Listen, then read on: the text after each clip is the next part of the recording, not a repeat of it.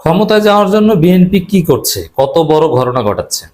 শায়েখে চরমোনাই বর্তমান সময়ের অন্যতম সাহসী রাজনীতিবিদ, স্পষ্টবাদী রাজনীতিবিদ, যিনি প্রতিপক্ষের, তার অনেক বিষয়ে আমি সমর্থন করি না, কিন্তু তিনি স্পষ্টবাদী, এই বিষয়টা অ্যাপ্রিসিয়েট করি। ঘুরিয়ে পেঁচিয়ে কথা না বলে, এমনকি তিনি যে জামাত বিরোধিতা যে এক্সটেন্টে করতেন, তিনি স্পষ্ট বলতেন। এটা আহ, হয়তোবা আমাদের কাছে গ্রহণযোগ্য নয়, কিন্তু স্পষ্টবাদিতার স্কুলে কিন্তু গ্রহণযোগ্য। এরকম বিএনপির বিরুদ্ধে, বিএনপিকে স্পষ্টভাবে চাঁদাবাজি, সন্ত্রাসী, এগুলো তিনি বলতে পারেন। সিনিয়র রাজনীতিবিদদের মধ্যে বিএনপির বিরুদ্ধে এরকম স্পষ্টবাদী বক্তব্য অনেকেই দিতে পারেন না বা পারবেন না। শায়েখে চরমোনাই ইজ ইউনিক। তো দর্শক, তিনি স্পষ্ট ইঙ্গিত দিয়েছেন কিছু, যে বিএনপি ক্ষমতায় যাওয়ার জন্যে কত বড় ঘটনা ঘটাচ্ছে। কি সেটা? ভারতের সাথে গোপন চুক্তি করছে। শায়েখে চরমোনাইয়ের বক্তব্যের তাৎপর্য এটা। আর এটা তো আমরা জানি, আমরা বলেছি বিএনপি ভারতের কোলে বসেছে, ভারতের ন্যারেটিভ গ্রহণ করেছে।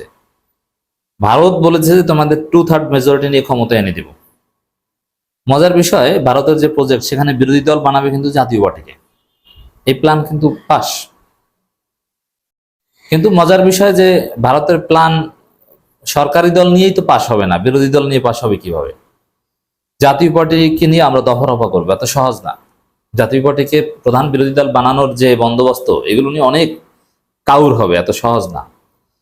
তো দর্শক, ক্ষমতায় যেতে ভারতের সঙ্গে চুক্তি হলে জনগণ প্রত্যাখ্যান করবে, ফয়জুল করিম। এর অর্থ কি? ক্ষমতায় যেতে বিএনপি ভারতের সাথে চুক্তি করেছে বা করতে পারে, এই আশঙ্কা থেকে তিনি এই বক্তব্য দিয়েছেন। এখন প্রত্যাখ্যান করবে মানে এটা ভবিষ্যতের কথা, যে বিএনপি যদি চুক্তি করে বা যেহেতু করেছে, প্রত্যাখ্যান করবে। এখানে আওয়ামী লীগেরটা বলেনি। আওয়ামী লীগ তো ভারতের সাথে চুক্তি করে পালিয়েছে, আওয়ামী লীগ ইজ পাস্ট। আর এখানে শায়েখে চরমোনাই ফিউচার টেন্সে বলেছেন। এর অর্থ এটা বিএনপিকে নিয়ে বলেছেন। তিনি ইঙ্গিত পেয়েছেন, অথবা তিনি বুঝতে পেরেছেন যে বিএনপি ভারতের কোলে উঠছে বা উঠেছে। অতএব এই সতর্ক বার্তা, যে এটা যদি চূড়ান্তভাবে এই ভারতের কোলের উপরেই থাকেন, তাহলে আপনাদের পালাতে হবে।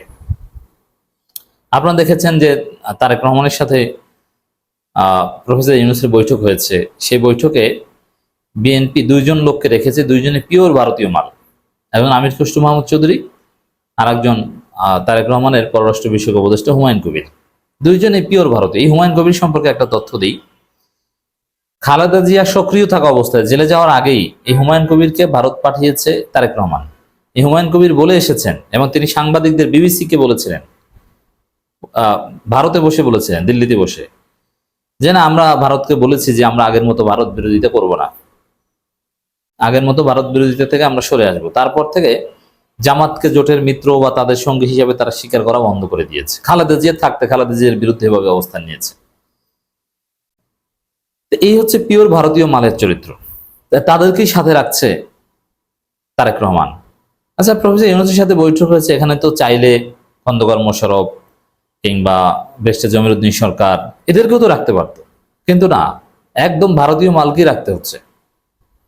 এটি হচ্ছে বিএনপি রাজনীতি। তো এটা হয়তোবা শায়েখে চরমোনাই জানেন বা ধারণা করেছেন যে এরা ভারতের কোলেই যাবে, ভারতের সাথে চুক্তি করবে। এই যে বিএনপি নেতারা মাঝে মাঝে বলে আমরা 2/3 মেজরিটি নিয়ে ক্ষমতায় আসবো, আবার এখন বাঙালি জাতীয়তাবাদের কথা বলে, যেটা জিয়াউর রহমান, খালেদা জিয়া কেউ বলেনি। আবার অসাম্প্রদায়িক বাংলাদেশ গড়ার কথা বলে, আবার বলে নিজেদেরকে প্রগতিশীল। আবার প্রতিপক্ষকে বলে আলেম ওলামা, ইসলামপন্থীদের বলে মৌলবাদী। গয়েশ্বরচন্দ্র রায় বলেছে যে ইউনূস নাকি মৌলবাদীদের একত্র করেছেন। এটা তারা জামাত চরমোনাই ইসলামপন্থীদেরকে বুঝিয়েছেন। তো এগুলোই হচ্ছে আলামত যে বিএনপি ভারতের সাথে চুক্তি করেছে। ভারত যে গালিগুলো দিতে বলছে, যেগুলো আওয়ামী লীগ দিত, এখন সেগুলো বিএনপি দেয়, যেগুলো বিএনপি অতীতে দিত না। মানে অতীতে যে চুক্তি করেনি, সেই চুক্তি এখন করছে। এটা হচ্ছে বাস্তবতা। দর্শক, ইসলামী আন্দোলন বাংলাদেশের সিনিয়র নায়েবে আমির জনাব মুফতি সৈয়দ ফয়জুল করিম বলেছেন, আওয়ামী লীগ খুন, ধর্ষণ, জুলুম, ভোট ডাকাতি করেছে। এজন্য মানুষ তাদের থেকে মুক্তির জন্য আন্দোলন করেছে। এখন এই সেম কাজগুলো, ডাকাতি, খুন, এগুলো বিএনপি করে কি করে না? সব বিএনপি করে, কম করে না বেশি করে, আরো বেশি করে। আওয়ামী লীগ করতো ক্ষমতায় এসে, আর বিএনপি করে ক্ষমতা আসার আগে। ক্ষমতায় আসলে কয়েক গুণ বাড়িয়ে দেবে, ভলিউমে আওয়ামী লীগের চাইতে বিএনপি ছাড়িয়ে যাবে। তিনি আরো বলেন, যারা ক্ষমতায় যাওয়ার জন্য ভারতের সঙ্গে সন্ধি করবে, চুক্তি করবে, দেশের জনগণ তাদের প্রত্যাখ্যান করবে। এর মানে আওয়ামী লীগের লাইনে বিএনপি যদি যায় তাহলে জনগণ তাদেরকে প্রত্যাখ্যান করবে, এটা বলেছেন স্পষ্ট কথা। ভোলায় বাংলা বাজার চত্বরের সমাবেশে প্রধান অতিথি হিসেবে বক্তব্য তিনি এসব কথা বলেন। ভোটারদের উদ্দেশ্যে তিনি বলেন, যে দলে চাঁদাবাজ আছে, খুনি আছে, দর্শক আছে, যারা অবৈধ সম্পদের মালিক, যে দলে দুর্নীতিবাজ আছে, তাদের জনগণ ভোট দেবে না। ও দল কেউ করবে না, ওদের বাংলাদেশ থেকে উৎখাত করবে জনগণ।